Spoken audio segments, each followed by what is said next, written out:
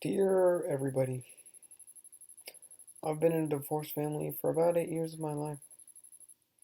I thought what was happening to me was pretty normal and that I wasn't supposed to have a voice. I thought it was okay for the entire legal system to disregard me because I was a child. Then I started seeing how kids were treated in different situations. Like kids being treated as adults when they're being convicted for a crime, or kids being CEOs when they're only 12 years old. Then I started thinking, if kids are treated as adults then, why can't they be treated as adults when someone's making decisions that are going to change their entire lives? How can someone who's never lived with either parent decide that one's unfit to be a parent and the other's perfectly fit, great? How can someone make that decision with only information from one side? At this point, you might be asking, why am I making this now? I wanted to make this about 2 years ago when my dad assaulted my mother in front of me. But my mother told me not to because she told me to try and have a relationship with him and not judge him by the actions I see him do to her. Recently, it's gotten really bad, so I'm left with no choice.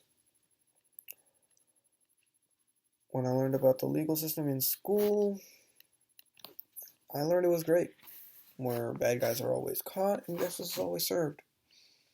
Usually that's true.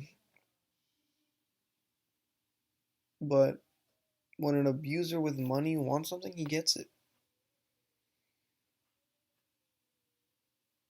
The justice system is always about justice.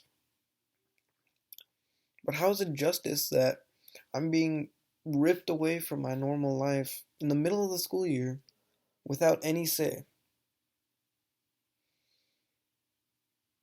This is how it's been my whole life. Because of the legal system, I've never really had any stability. In New Orleans, I had two sets of friends because my dad never wanted to invite my mom's friends over. It was now that I look at it, it was one of the stupidest things I've ever heard of. I also had to have two sets of homework books because all my projects that I took to my dad's house disappeared. For a while, I really didn't know why my dad liked to scream, yell, and even hit me. Then I started reading about what abusers were like and narcissists. All the definitions perfectly matched him. It was like fitting two puzzle pieces together. Another thing that I realized was most abusers have charming personalities. That's why most people don't believe me when I tell them he's yelling at me and he's hitting me. Once I moved to Mississippi, I got some stability because I was living primarily with my mother, but I had to still visit my dad. It was like torture.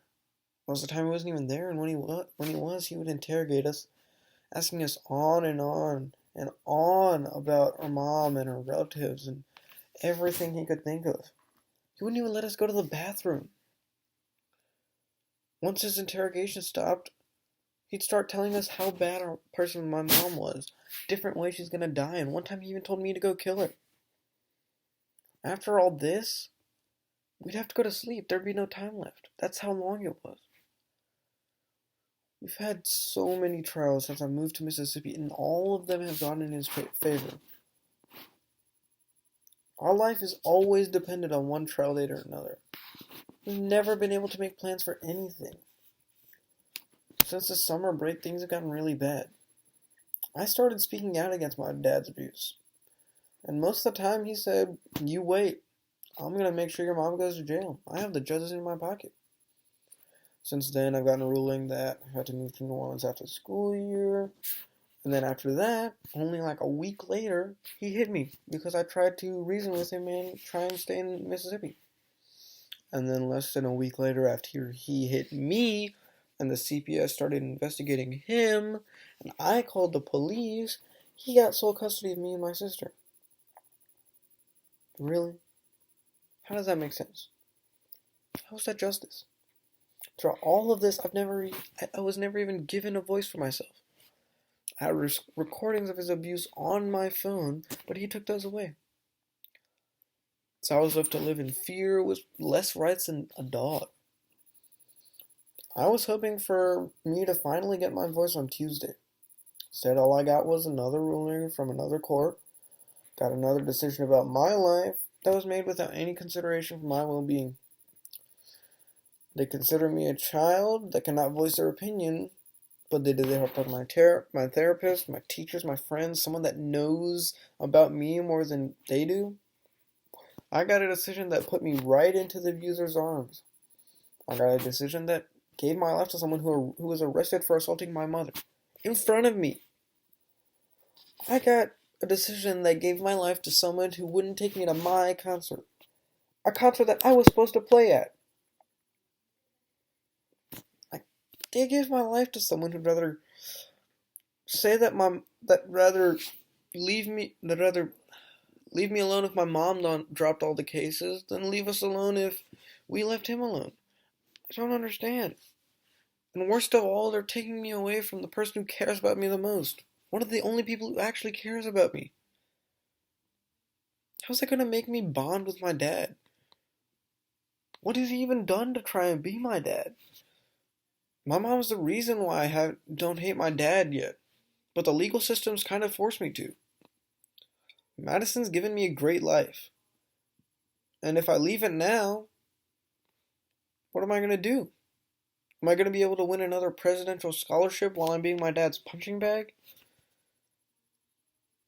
No one seems to care. And for anybody who thinks a 15-year-old can be coached, I'd like to see you try it yourself.